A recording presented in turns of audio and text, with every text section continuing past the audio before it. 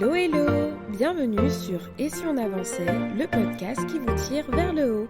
Je suis Marielle, consultante en gestion du temps et online business manager. Ma mission? Aider les entrepreneurs débordés à retrouver clarté, efficacité et sérénité dans leur chaos. Dans ce podcast, vous retrouverez des conseils et des réflexions pour vous aider à reprendre le contrôle de votre temps, structurer votre business et atteindre vos objectifs les plus fous. Alors installez-vous bien et bonne écoute! Bienvenue dans ce nouvel épisode de podcast dans lequel je suis ravie de te retrouver comme à mon habitude. Et cet épisode de podcast est un épisode backstage. Ça faisait très longtemps que je n'avais pas fait d'épisode backstage. Si tu es nouveau ou nouvelle sur ce podcast, les épisodes backstage, ce sont des épisodes dans lesquels j'aborde plutôt les coulisses de mon entreprise, les coulisses de mon avancement, voilà. Donc ce sont des podcasts qui sont très centrés sur des retours d'expérience, voilà, où je partage mes pensées ou alors mon aventure entrepreneuriale. Si tu veux retrouver les autres épisodes de podcast qui sont justement ciblés sur les coulisses, je t'invite à taper le mot-clé backstage dans la rubrique du podcast, en tout cas sur la plateforme sur laquelle tu l'écoutes tout simplement. En tout cas, je suis ravie de te retrouver pour cet épisode de podcast, surtout qu'il est très innovant, il va être frais parce que je vais aborder un sujet que je n'ai abordé nulle part jusqu'à présent et je vais tout simplement prendre le temps de te faire un retour d'expérience complet et vraiment sans filtre sur le fait de travailler avec un bébé. Donc je précise un bébé de moins de 6 mois parce qu'au moment où j'enregistre cet épisode de podcast, mon fils a fêté ses 6 mois il y a quelques semaines et donc, quelques jours même. Et donc, voilà, à cet âge-là, en fait, d'un mois à l'autre, il y a tellement d'évolution et par exemple, c'est très important de le préciser parce que travailler avec un enfant de 6 mois, ce n'est pas la même chose que travailler avec un enfant, voilà, d'1 an, etc. Et donc, je le précise et j'ai trop hâte de te partager, voilà, tout ce que j'ai pu tirer de cette expérience et que je tire encore puisque cette situation elle continue. Alors premièrement, j'aimerais t'expliquer pourquoi je travaille avec mon fils.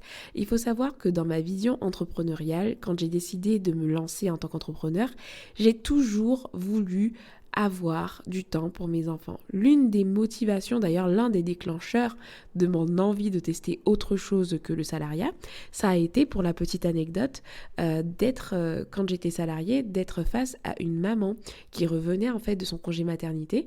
Elle nous montrait en fait des photos de sa petite puce qui était née il y a quelques mois. Et elle nous disait que sa fille avait 2 mois et demi et qu'elle était gardée en crèche.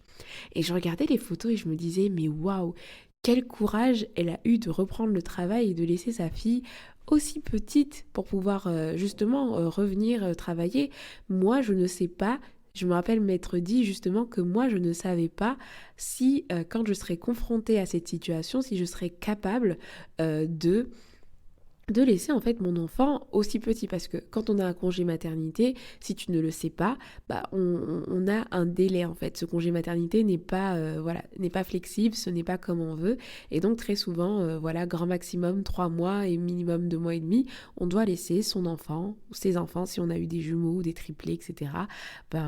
On doit le faire garder parce que pour reprendre le boulot, voilà, ça n'est pas possible. Et quand j'avais constaté ça, je me disais franchement, il faut absolument que j'ai de la flexibilité ou que j'épouse quelqu'un de riche pour pouvoir garder mon enfant avec moi parce que je ne me sentirais pas capable de reprendre le boulot aussi rapidement.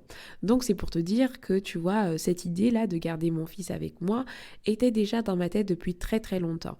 Entre-temps, voilà, j'ai construit un plan d'action, je suis passée à l'action, et j'ai atteint ce but d'être entrepreneur. Voilà, je suis à mon compte depuis un petit moment maintenant et je suis aussi devenue maman. Et qu'est-ce qui s'est passé ? Justement, j'ai eu cette flexibilité de pouvoir avoir le choix de garder mon enfant avec moi puisque mon activité, celle que j'ai choisi d'exercer, me permet de travailler de la maison et aussi d'avoir mon enfant avec moi. Donc le pourquoi, c'est tout simplement parce que je le souhaite. J'estime que 2 mois et demi, c'est trop tôt pour moi, je précise bien pour moi, pour laisser mon enfant à se faire garder.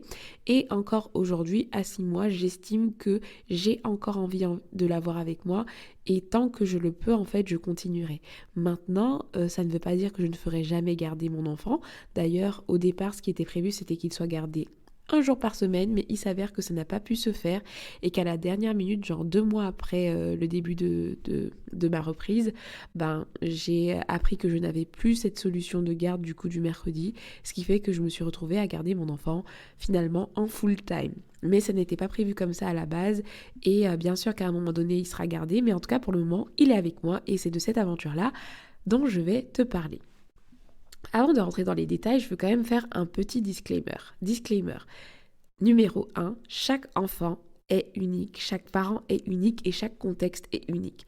Parce que je vais te partager certaines choses et je n'ai pas envie que tu repars de cet épisode en te disant « Waouh, Marielle, elle arrive à faire plein de choses, etc. Et moi, en tant que maman, si tu es maman ou si tu es papa, voilà, je n'y arrive pas. » En fait, chaque enfant est différent et vraiment, ce que je vais partager dans cet épisode, ce n'est pas une méthode universelle. D'ailleurs, c'est impossible d'avoir une méthode universelle parce que justement, tous les enfants sont différents, chaque parent est différent, chaque envie, chaque besoin est différent.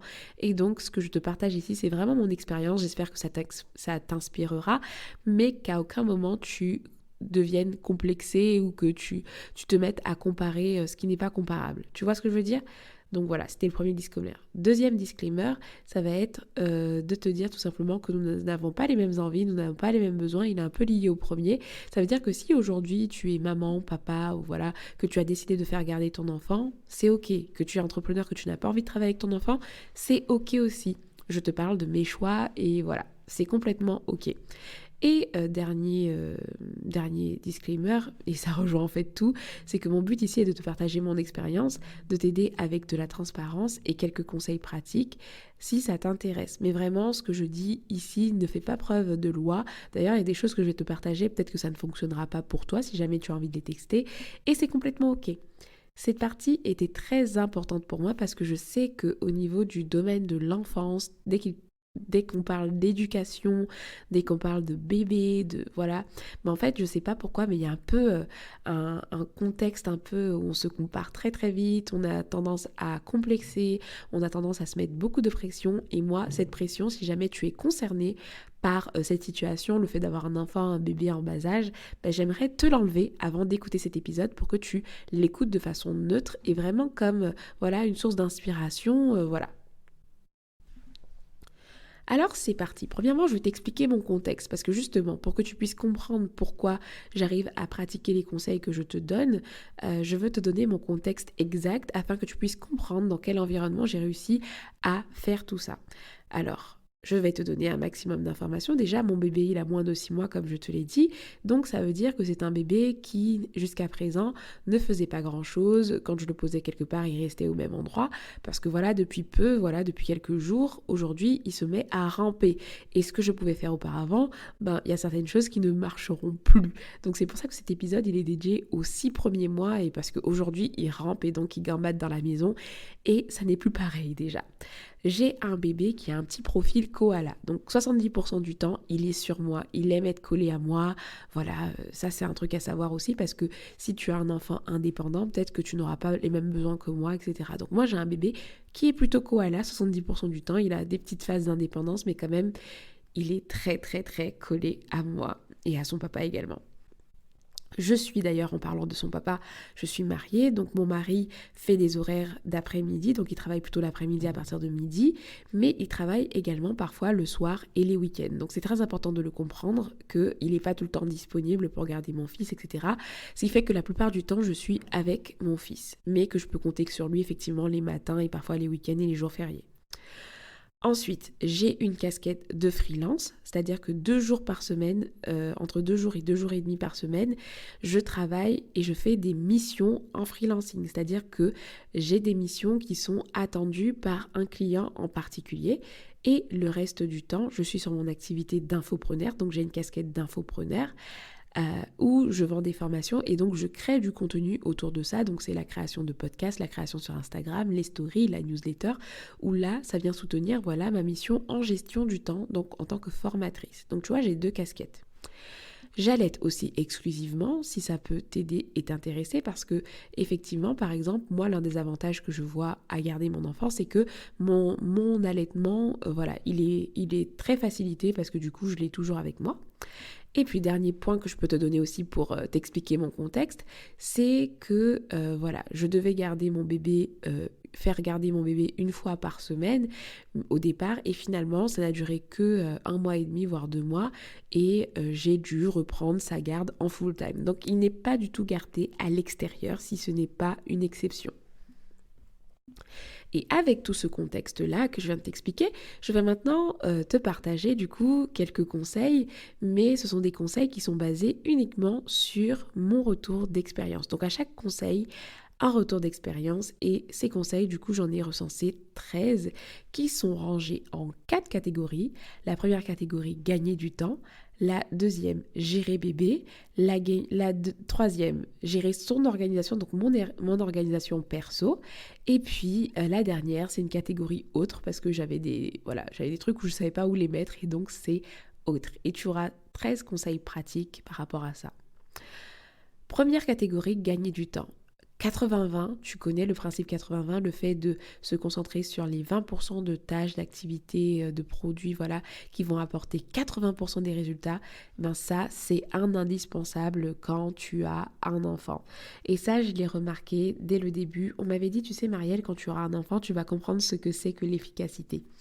Et c'est vrai, avoir un enfant, travailler avec mon enfant, je n'ai jamais été aussi efficace. J'ai appris à identifier les tâches essentielles du premier coup. Tout simplement parce qu'aujourd'hui, je ne peux plus me permettre tout simplement de passer du temps à faire des trucs inutiles, des tâches qui ne vont servir à rien. Parce que le temps que je consacre à ces tâches inutiles, c'est du temps que je ne consacre pas à mon enfant, c'est du temps que je n'optimise pas, et c'est plus possible. Autant avant, je pouvais perdre du temps sur des tâches, mais aujourd'hui, dès que je vois que je commence à perdre du temps, je me remets en question directement et je réarbitre directement. Est-ce que je dois continuer cette tâche? Est-ce que cette tâche est vraiment essentielle ou pas?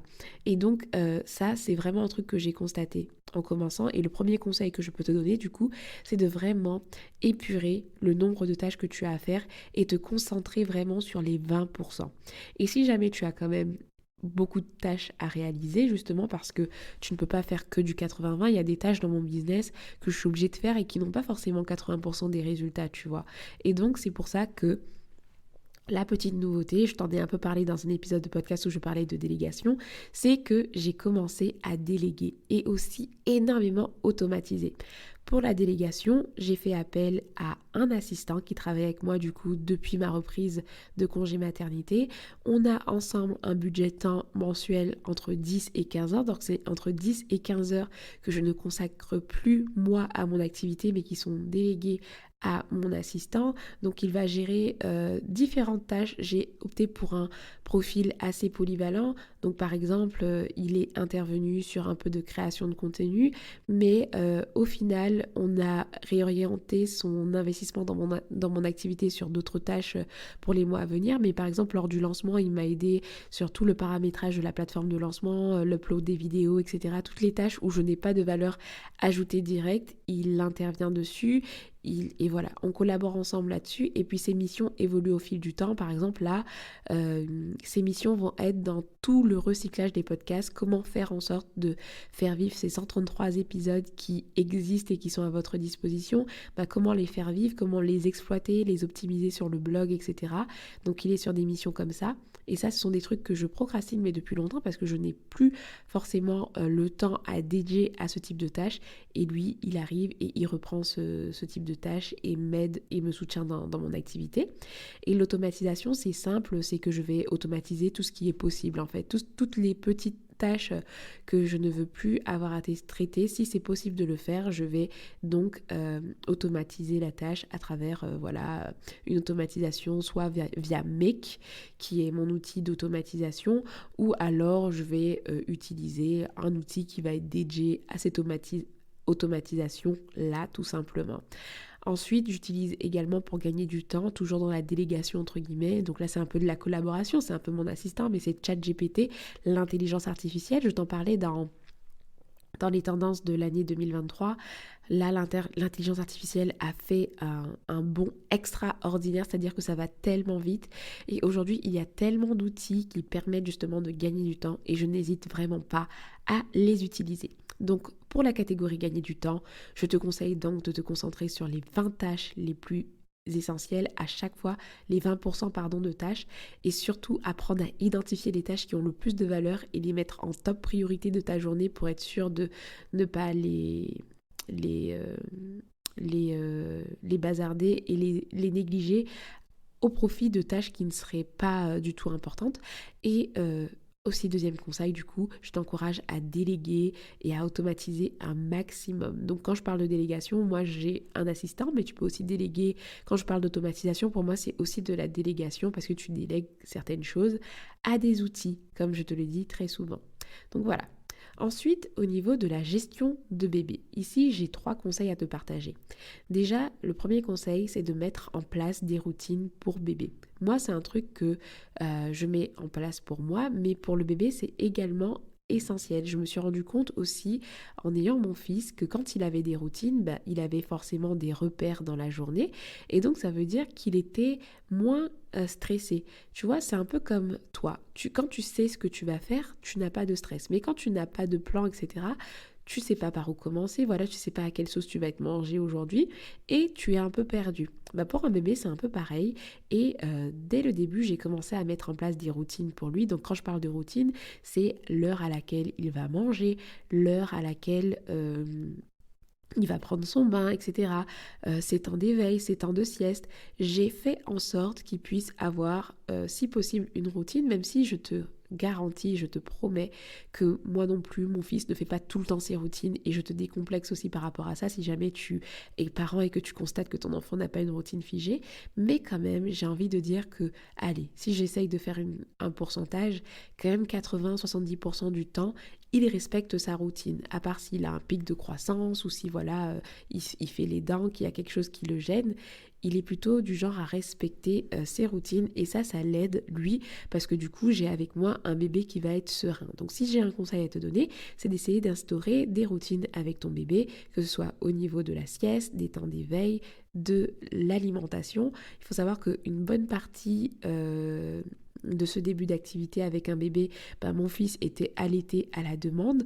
Donc même s'il était allaité à la demande, c'est-à-dire qu'il y a des jours il t'était peut-être un peu plus et il t'était parfois un peu moins, j'ai quand même réussi à définir quelques horaires et j'ai repéré en fait qu'il avait quand même un rythme, même en étant allaité à la demande. Donc ça, c'est très important d'essayer de voir en fait quel est le rythme de son bébé et à noter aussi, le rythme des bébés évolue continuellement, donc le rythme qu'il avait à ses 2 mois n'était pas le même qu'à ses 3 mois et n'est pas le même encore aujourd'hui. Donc voilà, ça change tout le temps, mais généralement sur 2-3 semaines, notre bébé a un rythme et c'est toujours intéressant de le suivre et de le garder pour avoir un bébé qui est serein et qui n'est pas trop stressé quant au contenu de la journée. Deuxième conseil par rapport à la gestion de bébé, c'est l'écharpe. Comme je te le disais au début de l'épisode de podcast, moi j'ai un bébé avec un profil koala. Koala, tu vois, c'est un peu le bébé qui est très collé à sa maman, très collé à son papa, enfin voilà, qui aime être porté. Et c'est quelque chose que j'accepte volontiers. Parfois, ce n'est pas facile, mais tu peux le voir, des fois, je fais des stories et j'ai souvent l'écharpe de portage avec moi parce que mon fils aime être porté et c'est ok, surtout au tout début. Là, maintenant qu'il commence à gambader un peu partout, il veut être...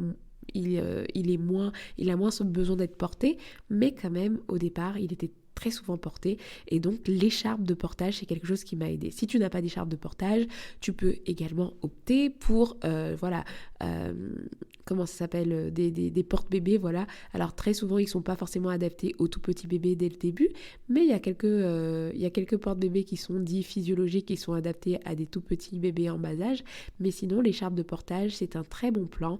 Moi j'ai la chance d'avoir un bébé qui a accepté l'écharpe de portage parce que j'ai des amis pour qui ça n'a pas marché. Il y a des bébés qui n'aiment pas être dans l'écharpe, mais moi, mon fils, il a aimé l'écharpe dès le départ et donc j'en profite. C'est-à-dire que moi, l'écharpe, je l'utilise pour quand j'ai une réunion et que je ne peux pas le laisser parce que effectivement, un bébé, ça a son rythme, mais des fois, son rythme ne matche pas avec mes engagements parce que comme je te le disais, je suis freelance et donc parfois j'ai des réunions qui tombent à des moments où il est censé faire la sieste et quand il ne coopère pas et qu'il ne veut pas rester dans son espace pour dormir, je le prends avec moi, il est dans l'écharpe et du coup j'assure ma réunion avec mon fils, soit qui fait la sieste sur moi parce qu'il arrive à force, je pense qu'il s'est habitué à ce que je parle et qu'il dorme et voilà, il est porté. Je n'avais pas de bureau debout, mais ce que j'ai mis en place, parce que généralement il aime bien être bercé quand je suis debout, et donc ce que j'ai mis en place, c'est qu'avec 2 boîtes à chaussures, et ça c'est la bonne idée de mon mari, sans même acheter un bureau debout, qu'est-ce qui s'est passé? C'est qu'il m'a mis 2 boîtes à chaussures qui me permettent de surélever mon ordinateur portable, mon écran à côté, et ça me permet de travailler debout de temps en temps, histoire de le bercer. Donc l'écharpe de portage m'a énormément aidée parce que ça me permet de me déplacer avec lui, de le garder avec moi, et surtout d'avoir les mains libres pour taper à l'ordinateur ou voilà. Ensuite, pour la gestion de bébé, quelque chose qui m'a aidée également, c'est de tout lui expliquer. Franchement, ça paraît débile, mais je vous assure, je t'assure que en fait, quand tu lui expliques quelque chose, il comprend. Parce que voilà, dans la journée, je fais pas mal de choses et mon quotidien, il peut être parfois chargé. Et j'ai remarqué, comme je te le disais, j'ai un bébé koala et des fois, le fait de le poser sur son tapis d'éveil, le fait de le poser quelque part, il paniquait parce qu'il avait peur que je l'abandonne. Et j'avais une amie maman qui m'avait dit, tu verras, si tu lui expliques que tu reviens ou que tu vas faire quelque chose, tu verras, ton fils, il va le comprendre et il va faire sa vie. J'ai testé une fois, ça n'a pas marché, j'ai testé 2 fois, ça a marché la 2e fois, j'ai testé une 3e fois et ça a encore fonctionné.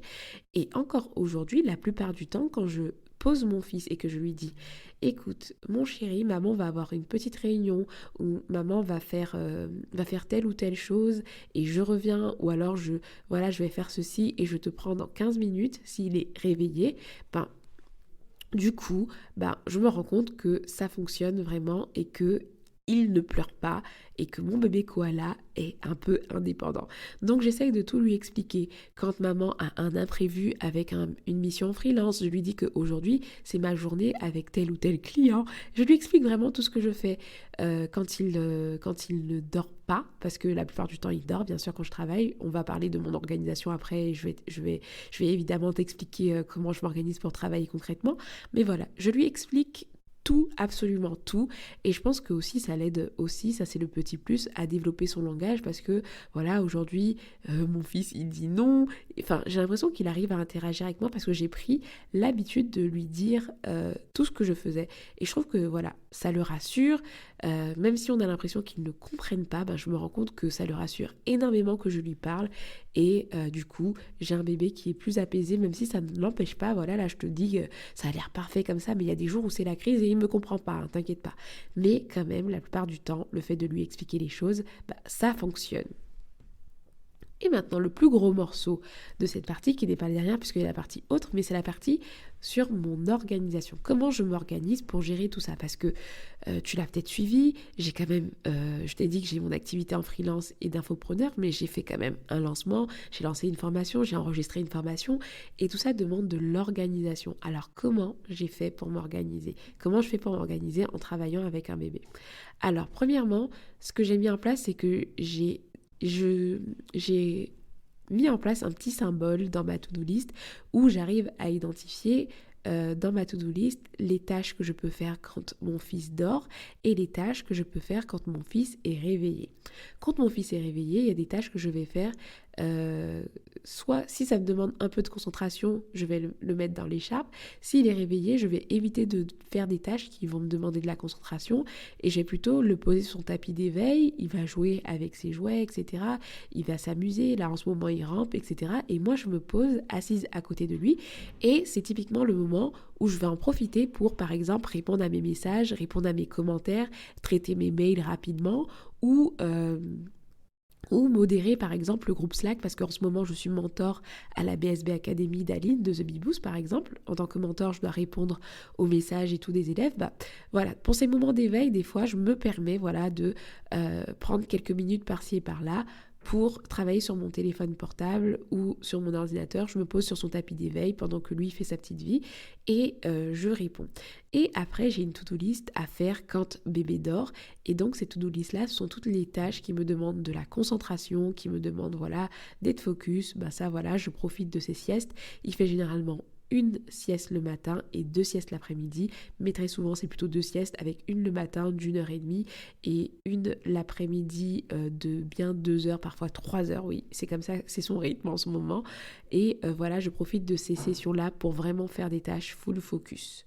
Tout simplement. Donc, je catégorise toujours mes tâches et j'essaye d'identifier, avec un petit astérix, tu vois, c'est rien du tout, mais je sais que le petit astérix, ce sont les tâches qui vont me demander de la concentration et donc pour lesquelles je vais tout simplement me poser et travailler quand il dort. Ensuite, j'ai mis en place et j'ai gardé des routines qui sont pour moi, ces routines-là me permettent d'avoir un cadre parce que au même titre que mon bébé a besoin de routines pour se sentir rassuré, au même titre que moi, j'ai également besoin de routines. Et même si j'ai un bébé et que ma vie a changé, j'essaye de garder des routines. Et donc j'ai une routine le matin où je m'engage envers moi à faire mon temps de prière, mon temps de méditation. J'essaye de faire 10-15 minutes de sport le matin. Alors j'y arrive pas tous les matins, je t'avoue, c'est un truc sur lequel je travaille, mais j'ai quand même une liste de routines comme ça que je me suis faite avec 5-6 routines qui me donnent un cadre, comme le fait de prendre une douche et de m'habiller par exemple. Ça m'aide à rester productif et à me dire que je suis dans un contexte de travail et c'est pas parce que j'ai un bébé que d'un seul coup je dois me laisser aller. Donc dans cette routine, j'ai le fait de m'habiller, j'ai le fait de me coiffer, des petites choses comme ça qui m'aident à garder le cap. Même si j'y arrive pas tout le temps, j'essaye de le faire un maximum et franchement, honnêtement, j'arrive quand même à le faire la plupart du temps, sauf exception. Donc mettre en place des routines, c'est un conseil aussi que je te donne. Aussi, j'ai appris à changer de rythme. C'est-à-dire que généralement, tu vois, avant, j'ai toujours écouté mon rythme à me dire je suis plutôt du matin, je suis plutôt du soir, etc. Sauf qu'avec un bébé, aujourd'hui, je m'adapte plus à son rythme qu'au mien. Et honnêtement, moi, c'est un truc avec lequel je suis OK et peut-être que d'autres personnes n'y arriveraient pas. Donc moi, j'ai changé mon rythme, c'est-à-dire que des fois, je me permets de travailler le soir. Par exemple, cet épisode de podcast, je suis en train de l'enregistrer parce que j'ai couché bébé après sa routine du soir et je sais très bien que là, quand il est parti pour sa nuit, il dort au moins 3 heures, tu vois. Et donc, évidemment que je vais profiter de ce petit temps-là parfois pour travailler. Et c'est très souvent à ce moment-là où je vais soit rattraper un truc que je n'ai pas pu faire dans la journée pendant 1 heure, je me dis entre 20h et 21h je travaille, et c'est pas tous les soirs, mais en tout cas, je travaille le soir alors qu'avant, j'étais en mode, j'ai plus de jus, je travaille pas le soir, mais j'ai revu mon rythme. Je travaille également des fois les week-ends, quand mon mari peut le garder et tout, pour que je puisse faire un truc qui me demande de la concentration, pour rattraper du retard, et je travaille aussi parfois les jours fériés. Donc, j'ai complètement changé de rythme, je m'adapte énormément, et c'est complètement OK pour moi. C'est-à-dire que travailler avec un enfant, pour moi, c'est une utopie de se dire que je vais travailler de 9h à 17h, je vais faire ceci, je vais faire cela. Il faut vraiment se montrer flexible et ce sera un conseil que je te donne après d'ailleurs, mais il y a beaucoup de changements. Il faut savoir que mon équilibre d'avant, où je savais que j'avais un time blocking à telle heure, c'est vraiment plus la même chose. Aujourd'hui, j'ai une to-do list, je sais ce que je dois faire et je fais vraiment en fonction du rythme et du besoin de mon fils. Je me mets aucune pression et j'avance comme ça, et s'il faut travailler la nuit, je travaille la nuit, s'il faut travailler les week-ends, je travaille les week-ends, c'est l'anarchie, mais c'est une anarchie qui me convient parfaitement parce qu'elle est mesurée. Au même titre que je travaille parfois le week-end, je sais qu'il y a des week-ends où je me dis que je ne travaille pas. Je sais aussi que après 21h, j'évite de travailler, etc., etc. Ensuite, toujours dans mon organisation, donc le conseil aussi que je peux donner, c'est de travailler un peu via ton smartphone. Parce que des fois, l'ordinateur, c'est pas le top.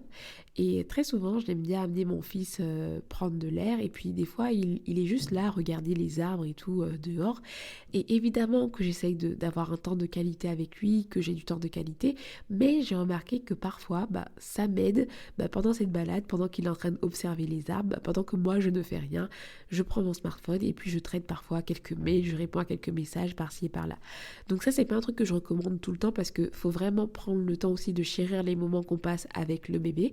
Mais travailler de mon smartphone, ça m'aide parfois à ne pas avoir le gros PC et à sortir. Et donc ça veut dire que mon fils profite de prendre le grand air, je me pose dans le parc avec lui, il regarde, il gazouille, il regarde les arbres et moi, pendant ce temps, je traite quelques petits trucs dans mon portable, je travaille sur Notion, sur mon téléphone portable, il est dehors, il kiffe et moi j'avance un petit peu et tout le monde est content, on prend l'air et c'est parfait.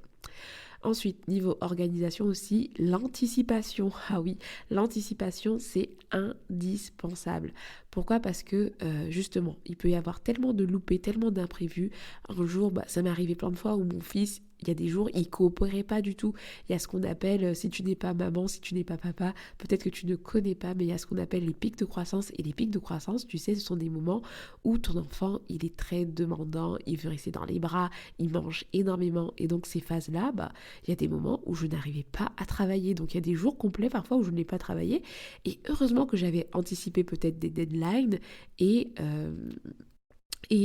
que j'avais pris de l'avance et que je pouvais me permettre, par exemple, dans le lancement de Clarté 2.0, il y a plein de jours où parfois mon fils n'a pas coopéré et donc du coup, qu'est-ce que j'ai fait? Je me suis permise de décaler certaines choses et comme j'avais assez d'avance, c'était pas bien grave si je ratais un jour. Donc très très important d'essayer d'anticiper les deadlines afin de ne pas être just à chaque fois. Ensuite, dernier conseil pour l'organisation, c'est vraiment s'accorder énormément de flexibilité parce que oui, ça n'est plus pareil quand on travaille avec un bébé. Ce serait utopique de se dire que on va avoir une organisation qu'elle ne va pas bouger et donc la flexibilité, c'est la clé pour ne pas finir frustré, pour ne pas être complètement complexé. Voilà, du coup, soyez flexible, sois flexible avec toi si tu travailles avec un enfant parce que voilà, c'est l'enfant qui te donne le rythme et c'est comme ça quoi, tu vois. Pour terminer cette partie retour d'expérience et conseils, je termine avec 2 conseils qui sont dans la catégorie autres.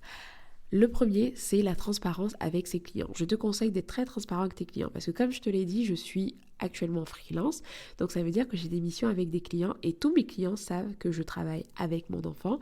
Tous mes clients savent que je suis avec lui quand je fais mes missions et ça c'est très important pour moi parce qu'on pourrait avoir cette image de ouais, tu travailles de la maison donc tu ne fais rien du tout.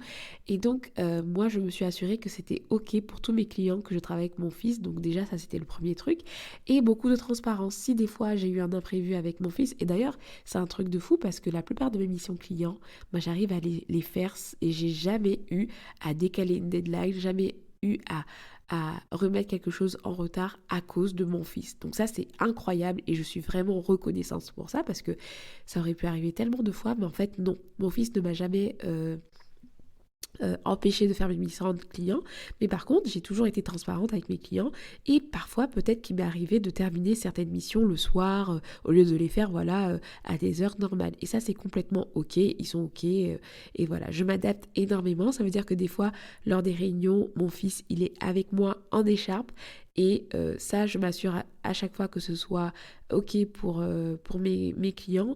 Et ce que j'essaye de faire aussi c'est que la plupart de mes réunions, je les cale généralement quand même quand mon mari est là, donc ça veut dire que mon mari peut garder mon fils pendant que j'assure la réunion, mais sauf que c'est pas tout le temps possible parce que les horaires de réunion ne sont pas faits qu'en fonction de moi et quand ça n'est pas possible, quand mon fils ne veut pas rester ailleurs que sur moi, je le prends en écharpe tout simplement. Et dans la catégorie haute, c'est mon dernier conseil, c'est de ne pas hésiter à demander de l'aide. Alors moi, je n'ai jamais eu pour le moment à solliciter une aide extérieure autre que mon mari. Mais déjà, mon mari, pour moi, c'est pas de l'aide vraiment parce que c'est aussi son rôle de gérer notre fils et tout. Donc, on est une équipe parce que lui aussi, quand il travaille de la maison, moi aussi, je gère mon fils. Donc, on s'entraide. Mais je sais que j'ai d'autres amis qui n'ont pas de mode de garde parce que même trouver un mode de garde aujourd'hui, ça n'est pas chose aisée, en tout cas en Île-de-France où j'habite. Et donc, il y a certaines mamans qui travaillent avec leur enfant et c'est pas forcément un choix ou alors c'est très difficile. Et parfois, on se propose de l'aide. C'est-à-dire que moi, je sais aujourd'hui que j'ai des amis, j'ai même des membres de ma famille qui, si un jour j'ai vraiment besoin de faire garder mon fils parce que je n'arrive pas à avancer ou que je veux un jour de repos ou un jour de travail où je veux me concentrer, je sais que j'ai des personnes à qui je vais demander et que je ne vais pas hésiter à demander de l'aide. Et c'est très très important en fait de ne pas hésiter à demander de l'aide quand on est dans cette situation parce que on a tendance à se refermer sur soi alors que ça n'est pas facile en fait de travailler avec un enfant. Honnêtement, ça n'est pas facile. Donc si jamais tu as dans ton entourage des personnes à qui tu peux faire confiance et faire garder ton enfant parce que tu n'as pas de mode de garde et que tu dois travailler sur des missions ou autres, que tu as besoin d'être concentré, n'hésite pas. Moi, je sais que je l'ai fait pour une amie. En tout cas, c'était prévu que je le fasse, mais finalement, ça ne s'est pas fait. Mais qui avait besoin de se concentrer pour pouvoir travailler sur quelque chose parce qu'elle est également entrepreneur et qui n'a pas de mode de garde pour sa fille pour le moment, il était prévu, j'avais bloqué une journée où j'allais garder mon fils et sa fille et c'était complètement ok. L'entraide est plus que nécessaire quand on est dans des situations comme ça, alors n'hésite pas à demander de l'aide. Et donc voilà tous les conseils que je voulais te partager et mon retour d'expérience, mes tips d'organisation avec un bébé tout simplement. Alors je te fais un petit récap avant de terminer sur les inconvénients et les avantages. Récapitulatif, premier conseil, concentre-toi sur l'essentiel, donc les 20% de tâches qui t'apportent 80% des résultats. Ensuite, n'hésite pas à déléguer, automatiser, à déléguer, automatiser pas mal de tâches pour te libérer du temps. Ensuite, pour la gestion de bébé, n'hésite pas à mettre en place des routines. L'écharpe de portage peut être ton ami si ton enfant aime être porté. Et n'hésite pas à tout expliquer à ton bébé. Ensuite, au niveau de l'organisation. Alors je dis ton.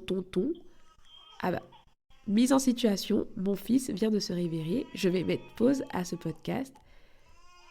Et je vais reprendre tout simplement tout à l'heure.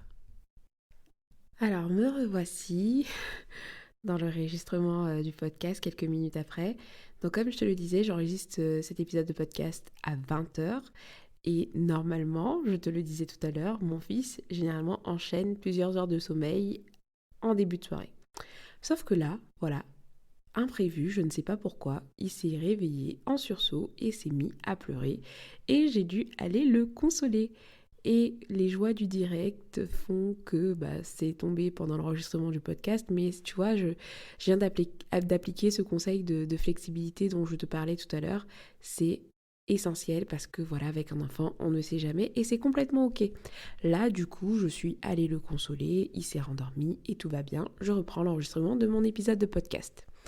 J'en étais où? Alors, au niveau de ton organisation, donc de l'organisation, ce que je conseille, c'est d'avoir une to-do list où tu peux identifier les tâches que tu peux faire quand bébé dort et les tâches que tu peux faire quand bébé est éveillé. Je te conseille de mettre en place des routines pour toi, pour garder le cap et te donner un cadre, même si tout peut changer. Ensuite, adapte-toi et n'hésite pas à changer de rythme en travaillant quand ton enfant te laisse le faire, comme le fait de travailler le soir, les week-ends, etc. Faut vraiment se montrer flexible sur les temps de travail parce que pour le coup, tu peux plus forcément te permettre de faire du 9h 17h parce que au niveau de la journée, ça peut changer. N'hésite pas à utiliser ton smartphone comme un outil de travail, notamment à l'extérieur quand tu fais tes promenades, etc. et que tu te poses dans un parc. Je t'encourage également à anticiper, comme ça si jamais il y a des jours de loupé, ça n'est pas bien grave, ça n'est pas la catastrophe. Et vraiment sois flexible et bienveillante avec toi-même. Dernier conseil dans la catégorie haute, il y avait la transparence avec tes clients pour que tu puisses faire les choses en honnêteté et puis pas culpabiliser non plus de travailler avec ton enfant et ne pas hésiter à demander de l'aide. Donc comme je le disais tout à l'heure, je dis ton. Peut-être que tu écoutes cet épisode de podcast et que tu n'es pas maman, que tu n'es pas papa, que tu prévois même pas d'avoir des enfants. Mais ça te donne quand même un ordre d'idée. Et puis je pense que tu vois ce que je veux dire quand je dis ton bébé parce que je m'adresse aux personnes à qui ces conseils pourraient intéresser tout simplement. Alors, on va terminer cet épisode avec un point sur les inconvénients et les avantages parce que oui, peut-être que comme je t'ai expliqué là tout ça, tu te dis ouais mais c'est génial, c'est trop bien. Mais en fait en réalité, travailler avec un enfant, ça n'est pas facile. Et je veux vraiment insister là-dessus, ça n'est pas facile. Aujourd'hui, j'ai une casquette de formatrice en gestion du temps et en organisation, donc tu te doutes bien que l'organisation et la gestion du temps, c'est mon dada. Et je pense que c'est un gros plus par rapport à ça. Mais je suis consciente, plus je le pratique, que ça n'est pas fait pour tout le monde. Donc c'est pour ça qu'à la fin, je voulais quand même te partager quelques inconvénients, au-delà de l'organisation et tout, hein, mais il y a des inconvénients à travailler avec son enfant à la maison. Et par exemple, j'en ai identifié deux. Il y en a un qui, pour moi, fait que vraiment j'envisage de le faire garder quand même plus de temps bientôt, même si pas tout de suite, mais bientôt, c'est l'exposition aux écrans. On ne va pas se mentir, mais par exemple, quand je suis à mes réunions, des fois, il va être en écharpe peut-être, ou alors à côté de moi, et hop, il va passer devant l'écran et il va regarder l'écran. Et personnellement, par rapport à ce que moi je lui ai apporté, ça me dérange un peu, même s'il n'est pas en mode passif à regarder un dessin animé ou autre, mais sur du long terme, voilà, je voudrais pas qu'il soit autant exposé aux écrans. Et voilà, et puis je pense que quand il va grandir, il va remarquer que voilà, je passe du temps sur l'ordinateur, etc. Et je pense que voilà, j'ai pas envie qu'il puisse se dire que maman est en train de travailler. Et je pense que ça peut être un plus de faire garder son enfant et de se dire au moins que le temps qu'on passe avec lui, ben, c'est du temps avec lui et pas du temps à travailler. Donc voilà, ça c'est un inconvénient. Et puis le deuxième, c'est la frustration parfois justement de devoir à chaque fois s'adapter à lui et pas à nous-mêmes. Et donc ça c'est une frustration que j'accepte, mais c'est quand même quelque chose qu'il faut avoir en tête. Quand tu travailles avec un bébé, c'est son rythme avant le tien. Si sa couche est sale, il pleurera. S'il a faim, il pleurera et ne te laissera pas avancer. Voilà, donc du coup, ça peut être frustrant et ça peut être un inconvénient, même si ça va de soi. Parce que quand tu travailles avec un enfant, un bébé, lui n'a rien demandé. Moi, mon fils n'a rien demandé, hein. Donc c'est pour ça que pour moi, ses besoins passent avant tout et c'est complètement ok, mais il faut quand même l'avoir en tête. Ensuite, tu te doutes bien, j'y vois quand même plein d'avantages et c'est aussi pour ça que je me suis lancée dans l'aventure malgré la difficulté que ça peut représenter. Et les avantages sont les suivants. Par exemple, ça me pousse à être plus efficace. J'ai pris des décisions dans mon business assez rapidement parce que voilà, je savais que je n'avais pas beaucoup de temps à dédier à certaines tâches, etc. Donc, je trouve que je suis beaucoup plus efficace maintenant parce que j'ai moins de temps à dédier à certaines choses et pourtant, j'avance aussi vite qu'avant. Donc, c'est pour dire. Ensuite, je ne loupe rien des étapes de mon fils. J'étais là quand il a dit son premier mot, j'étais là quand il a fait ses premiers pas, en tout cas rampant.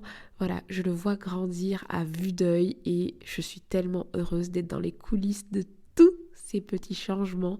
Voilà, je ne loupe rien et, j'aime énormément ça et je suis trop reconnaissante de pouvoir vivre ça. Autre avantage, mon allaitement se poursuit sans taux de camp. Je sais que parfois, le fait de reprendre le travail en présentiel et devoir tirer son lait, etc., ça peut être une logistique vraiment compliquée. Alors oui, effectivement, je tire mon lait quand il doit être gardé, mais à part ça, quand je suis avec lui, maintenant qu'il est diversifié, bien sûr, il a son repas entre midi et deux et puis son goûter, mais son alimentation de base reste quand même le lait, et donc l'allaiter est très facile vu que je l'ai tout le temps avec moi. Je suis heureuse de faire ça vraiment, même si c'est difficile, et c'est ce que je voulais te partager parce que c'est vraiment quelque chose avec lequel je suis alignée. C'est-à-dire que même quand c'est difficile, à chaque fois, au final, à la fin de la journée, je me dis non mais Marielle, c'est juste extraordinaire ce que tu vis et c'est trop bien en fait, j'aime trop et je suis reconnaissante pour ça et c'est pour ça que même quand c'est difficile, finalement, je me dis que ça en vaut la peine. Et le dernier avantage, et c'est plus un truc, une leçon que j'en tire, c'est que j'en apprends tellement sur moi. En fait, je me rends compte que j'arrive à travailler sous pression, je me rends compte que j'arrive à... Quand je dis sous pression, c'est pas une pression négative, mais que j'arrive à me mettre des pressions positives pour être efficace, que j'arrive à prendre des décisions plus rapidement pour avancer. Mon ambition aussi a énormément augmenté depuis que j'ai mon fils parce que il fait partie de mes pourquoi, ça me donne envie de me battre, ça me donne envie de bien faire les choses et j'en apprends énormément sur moi, sur ma façon de travailler. Je suis également plus créative sur ma manière de travailler. Voilà, j'ai appris à travailler sur un tapis d'éveil, j'ai appris à travailler sans écran, sans deuxième écran, avec un écran, j'ai appris à travailler de mon téléphone portable, j'ai appris à travailler même quand j'ai du mal à être concentrée, j'ai appris à aller vite. Et ça, franchement, sont des compétences qui me seront toujours utiles, donc j'y vois vraiment pas mal d'avantages. Donc voilà pour cet épisode de podcast qui est assez long comparé aux épisodes que je peux faire d'habitude. Mais voilà, je ne me voyais pas faire plus court puisque j'ai vraiment fait le tour de mon organisation, de mon retour d'expérience. Et j'espère que ça t'a plu. Mais vraiment, cette décision de travailler avec un enfant, avec un bébé, ça n'est pas une décision à prendre à la légère. Si c'est quelque chose que tu envisages dans un futur plus ou moins proche, vraiment pèse les pour et les contre et puis n'hésite pas à t'accorder la flexibilité de tester et puis si jamais ça ne te plaît plus, aussi de changer d'avis. C'est-à-dire que moi, si je m'étais lancée dans cette aventure et que je me rendais compte que c'était insurmontable et que je n'avais plus envie de ça, ben voilà, je ferai appel à un mode de garde et c'est complètement ok. Comme aujourd'hui, je me rends compte qu'à chaque fois, j'arrive à atteindre mes objectifs, que ça se passe plutôt bien, ben je continue comme ça et tant mieux pour moi, tu vois. Mais si un jour ça se passe pas bien, ben je me laisse la possibilité d'arrêter et c'est très important que tu aies ça en tête si tu es dans la même situation que moi. Même si des fois, ben voilà, il y a des personnes qui sont obligées de travailler avec leur enfant parce qu'ils n'ont pas le choix, pas de mode de garde, etc. Et dans ce cas, bon courage. Et si mes conseils peuvent t'aider, ben voilà, tant mieux. Je te remercie d'avoir écouté, comme d'habitude, l'épisode jusqu'ici. Si tu es arrivé jusque-là, c'est que sûrement l'épisode t'a plu.